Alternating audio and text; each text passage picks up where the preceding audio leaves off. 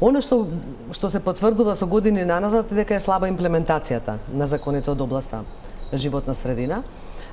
Не вперувајќи прст во никого, бидејќи јас тоа го велам со години наназад и ќе продолжам истото да кажам дека секој од нас е одговорен за животната средина и дека само заедно, без разлика на политичка припадност, верска и каква сакате припадност, ние сите заедно мораме да активно да делуваме ако сакаме да имаме здрава животна средина. За жал, нашата констатација е дека инфраструктурата која што во моментот имаме во државата, не само она што е битна за животната средина, туку и останатата и патната инфраструктура на крајот и улиците во сите општини, па и во градот Скопје, не се одржуваат, значи одржувањето ни е на многу ниско ниво. Сликите ги покажуваат секојдневните слики во градот.